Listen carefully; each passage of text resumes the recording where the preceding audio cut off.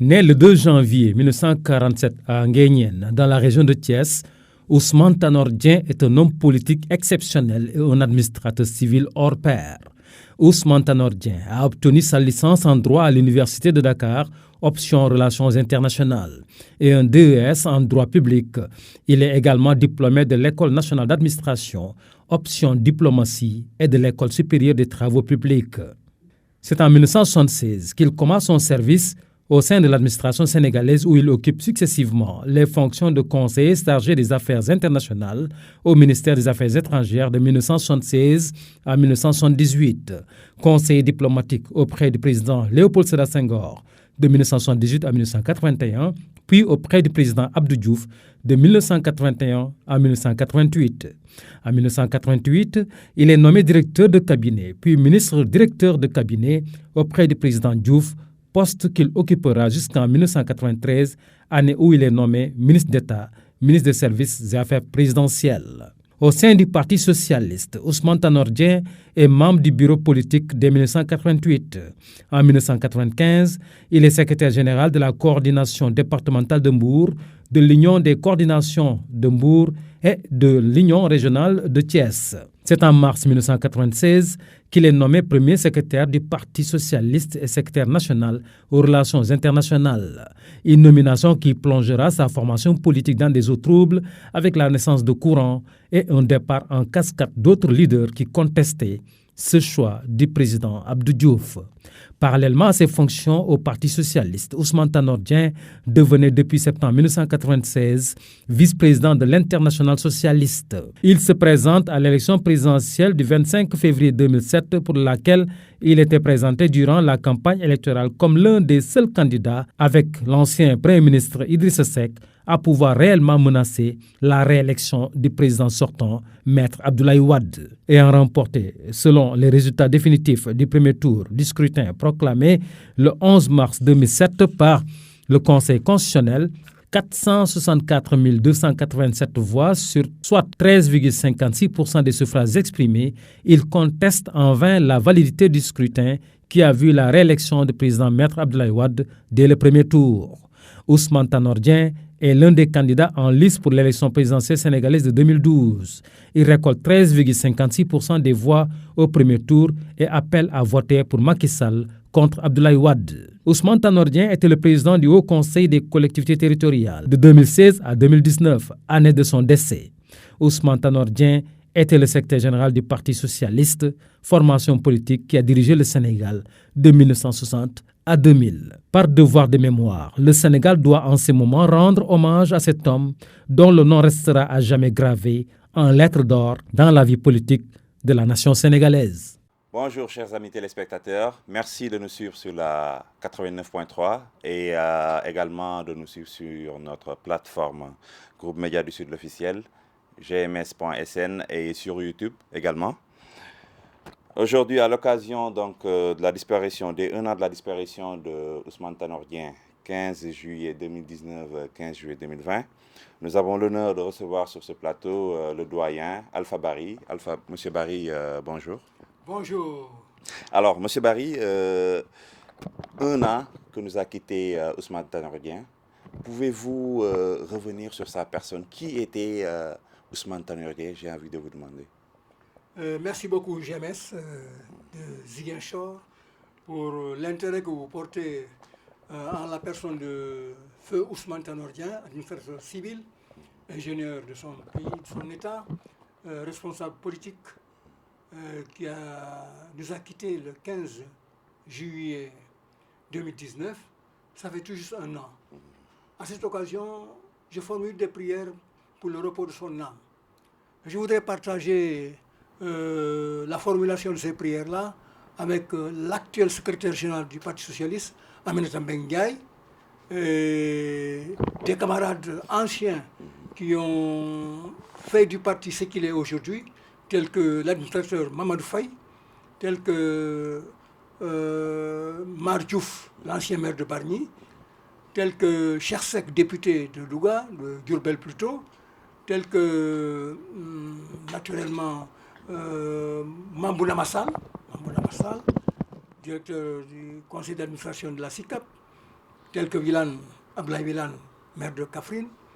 Je peux parler de Assousso Diawara, maire de Guédiawaye, et tant d'autres qui ont fait du parti au niveau du Sénégal un parti viable. Surtout Niadjar Sen qui était un ami de Tanor Dieng, qui est membre du bureau politique également. Je pense à tout ce beau monde-là. Et si je reviens ici à Ziguinchor, je penserai à Maire Dioum, qui est responsable politique du Parti Socialiste. Je penserai à Badoussek, Joe Mendy, chez Bidei, Diouf. Tous les militants, tous les citoyens de la région du Sénégal qui ont une pensée pieuse pour Ousmane Tanor Dieng. Je voudrais à ce niveau remercier le GMS, la radio de Ziguinchor, pour parler de lui aujourd'hui. Je ne sais pas si je peux continuer. Oui, vous pouvez. Alors, Ousmane Tanor Dieng, naturellement, j'ai dit que c'est un administrateur civil, un ingénieur de travaux publics qui a fait sa formation à l'école de travaux publics de l'Afrique occidentale française à Bamako. Il a milité très jeune, quand il faisait sa formation, son stage d'administrateur civil, il a fait aussi une partie dans la région de Casamance, particulièrement à Ziguinchor. Et naturellement, il a côtoyé Senghor dans son cabinet, il était au plan. Chemin faisant, il a dû donc convaincre par son aptitude, par son humilité, par la production discrète et efficace de son travail, convaincre certainement le président Léopold Sédar Senghor. C'est pourquoi donc Léopold Sédar Senghor, il était entouré de gens valeureux, tels que, comment dirais-je, Moussa Fagnas, par exemple, Robert Sagna, par exemple, Ablaye Diak, par exemple.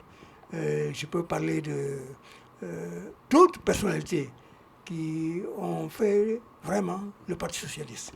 Je pense que Senghor a vu en Tanor Dieng un homme discret, un homme compétent, avec beaucoup d'humilité.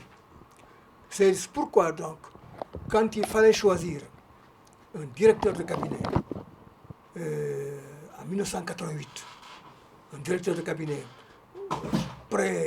qui pourrait être à la charge du parti au niveau de la présidence, on attendait des gens, le nom d'autres gens, mais c'est lui que le président a choisi. Et en 1996, quand on a fait le congrès du Parti Socialiste, il faut dire que le Parti Socialiste a été muté, l'Union progressiste sénégalaise a été mutée en Parti Socialiste à partir de 1976. À partir de 1976, Tanor Dieng n'était pas connu à ce niveau-là. Mais en 1996, 20 ans après, du vécu du Parti Socialiste, le président Abdou Diouf s'est dit, bon, comme il est président de la République, il voudrait se décharger des fonctions politiques à un niveau d'un homme de confiance. Là aussi, tout le monde attendait d'autres personnes. À ce congrès, le président Abdou Diouf lui-même, il a fait la déclaration, comme quoi je vais confier les tâches politiques du Parti Socialiste à un homme qui n'est peut-être pas connu de vous, mais qui a fait ses preuves d'administrateur civil, d'homme intellectuel, efficace, qui a de l'humilité et qui manifeste toujours de la solidarité. Et il a cité Ousmane Tanor Dieng. Tout le monde attendait Djiboka. Absolument. Mais c'est Ousmane Tanor Dieng qui l'a proposé. Et donc, Ousmane Tanor Dieng a été secrétaire exécutif du Parti Socialiste, pendant que Abdou Diouf était le président du Sénégal. Parce que les gens disaient, bon, quand on est chef d'État, on ne peut pas cumuler le poste de chef d'État avec le poste de chef de parti. Il l'a appliqué en disant, bon, au chef de parti, moi j'aurai un secrétaire général exécutif. C'est pourquoi Tanor Dieng, on l'appelait toujours le premier secrétaire du Parti Socialiste. Mais sous la présidence de Abdou Diouf naturellement. Donc à partir de ce congrès-là, Ousmane Tanor Dieng devait vraiment marquer sa présence dans la massification du parti, dans l'organisation du parti, et ce qu'il a fait. L'école du parti, naturellement, était là, qui faisait les universités d'été chaque année. On l'a démarré en 88, on a suivi en 90. À partir de 90, naturellement, Ousmane Tanor Dieng, après les élections de Mbour, on l'a mis dans le bureau de la coordination de Mbour, au nom de la session de Nguyen, qui était pilotée à l'époque par un administrateur, directeur de cabinet du ministre de l'Éducation nationale, Étienne Sarr. Alors, il était dans la même section Nguyen. Étienne Sarr, secrétaire général, et lui, on l'a mis comme secrétaire chargé des conflits à l'époque. Avec sa politique, sa diplomatie, il pouvait gérer une telle situation.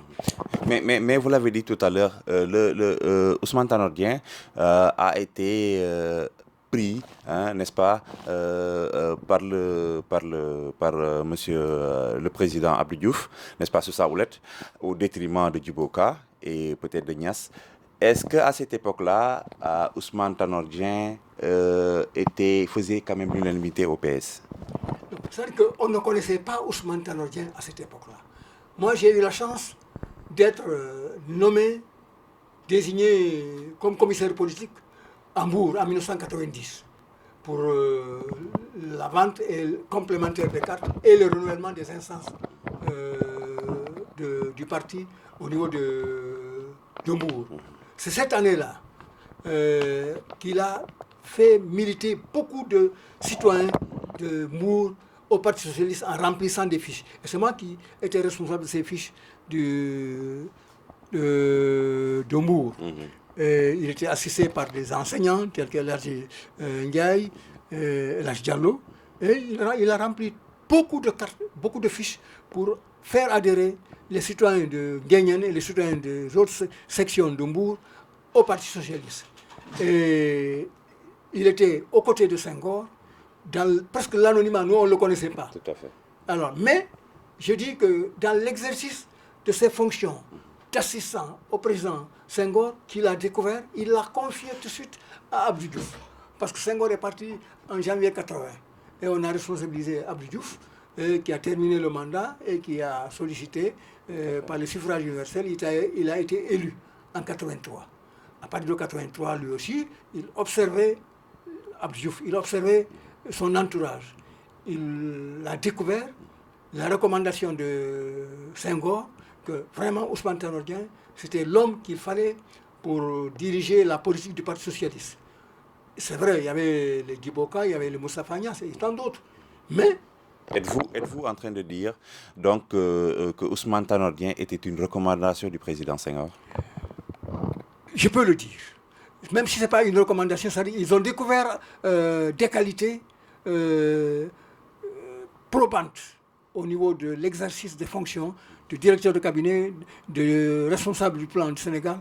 Ils ont découvert ces qualités-là d'efficacité à Ousmane Tanor Dieng. Donc, quand l'homme politique, c'est celui qui est rentable, qui prend des responsabilités. Ils ont pensé, même, non seulement qu'ils prennent des responsabilités, mais qu'ils n'envisagent pas de bousculer celui qui est là, qui n'a pas cette ambition, qui est fidèle, qui est efficace, qui n'envisage pas de porter atteinte à l'ombrage du responsable de l'État ou du responsable du parti. Est-ce que vous comprenez ce que je veux dire à ce niveau-là? Et à ce moment-là, on pensait que Djibo Ka avait des prétentions. Sincèrement, Moustapha Niasse avait d'autres prétentions. Je suis le secrétaire général du parti, etc. etc. Alors, ils l'ont manifesté. Et vous avez bien vu la déclaration de Moustapha Niasse au mois de mai. Il a quitté le parti, il a créé un parti. Djibo Ka a jonglé un peu, mais finalement il est parti. Mais justement, on reproche à Ousmane Tanor Dieng, en sa personne, l'homme qui a disloqué le PS. Est-ce qu'en ces temps, c'était la personne qui venait pour justifier en tout cas le départ de certains du PS? Non, c'est-à-dire que, vous savez, à partir du moment où Ousmane Tanor Dieng n'était pas connu dans l'animation politique du Parti socialiste, dans les régions, dans les départements, ceux qui étaient là comme animateurs responsabilisés à ce niveau-là, et qui étaient là-dedans depuis leur jeune âge, depuis étudiants, tels que Djiboka, tels que Moussa Fagnas, ils ne pouvaient pas comprendre. Ils ne pouvaient pas comprendre qu'on ait choisi un autre que eux. Mais Senghor, c'est un intellectuel, c'est un agrégé en grammaire, c'est un psychologue. Il analyse, il observe et il analyse. Abdou Diouf, c'est un intellectuel, un administrateur civil de la France d'outre-mer, donc qui connaît l'homme. Donc ils se sont dit que ce Ousmane Tanor Dieng là, ça va être un meneur d'hommes, mais un homme efficace qui ne porte pas préjudice à son prochain. Donc ils l'ont choisi. Nous, on ne savait pas. Hein. Nous, à la base, on ne pouvait pas savoir. Absolument. Je me rappelle en 1996, quand on devait responsabiliser Ousmane Tanor Dieng comme premier secrétaire en suppléant Abdou Diouf, j'ai été le porte-parole de la région de Casamance, choisi par les Angram Badian, les Joseph Macham, les Luda Costa, les Demba Koïta, les Ousmane Seydi, etc. J'étais le porte-parole de la Casamance cette année-là. Tout à fait. Donc, je me suis dit que nous approuvons le choix du président Abdou Diouf et le choix du président Senghor. Nous n'avons pas un problème de personne, nous avons un problème de ligne de conduite. Nous sommes des militants, donc, qui observons, qui analysons, qui animons, qui mobilisons, mais qui sommes à l'écoute du premier secrétaire, du responsable du Parti socialiste, en la personne de Ousmane Tanor. Son choix, c'est notre choix. Très bien. Alors, comment appréciez-vous la posture de Ousmane Tanor Dieng après le départ du président Abdou Diouf? Ousmane Tanor Dieng, secrétaire général du PS, a-t-il joué son rôle comme il le fallait?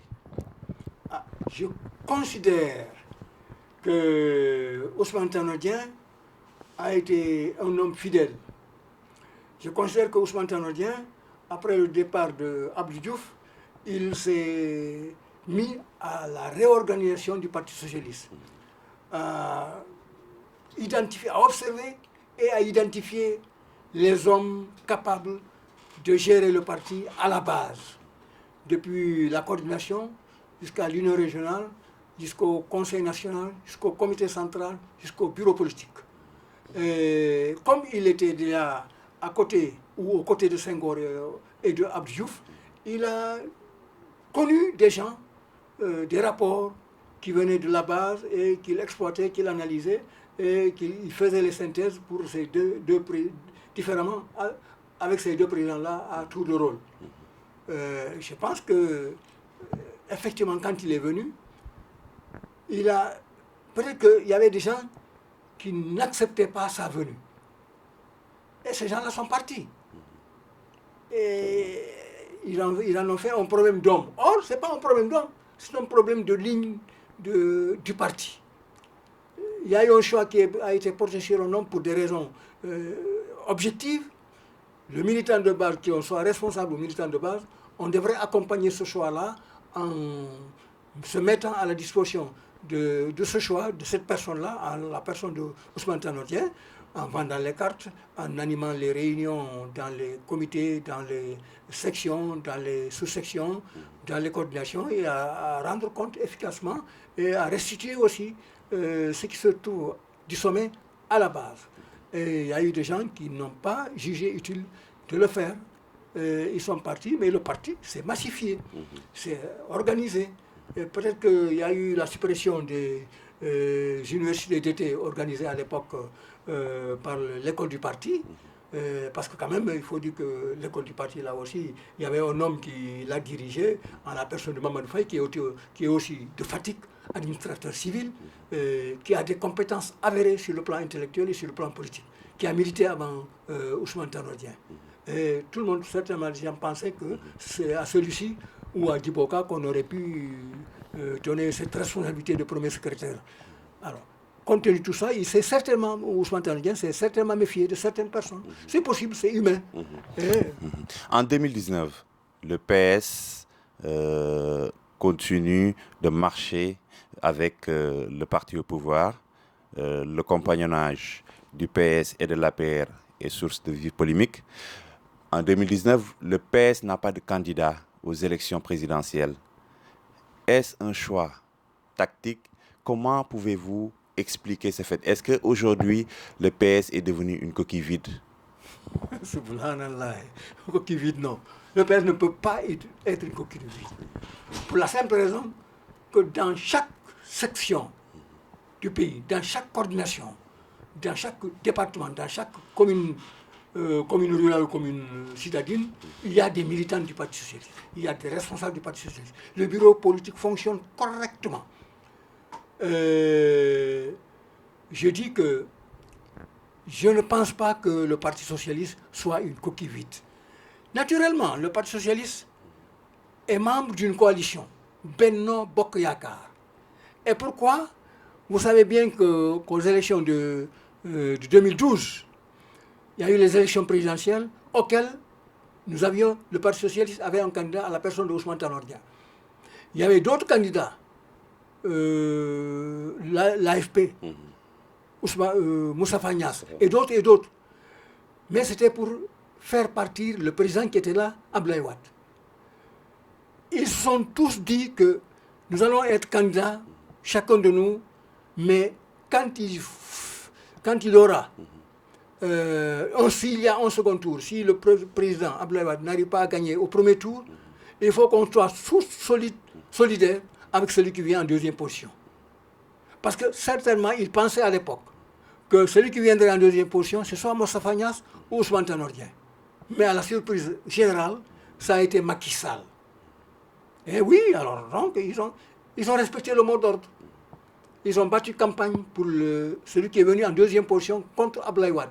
Nous tous, du Parti socialiste, Benno Bokk Siggil Sénégal à l'époque, on s'est mobilisés, on a appuyé le mot d'ordre qui a été retenu pour voter pour celui qui vient en deuxième position, en la personne donc de Macky Sall.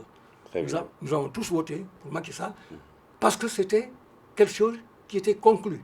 On a respecté le mot d'ordre et donc on est dans Benno Bokk Yakaar aujourd'hui. Ça c'est en 2019.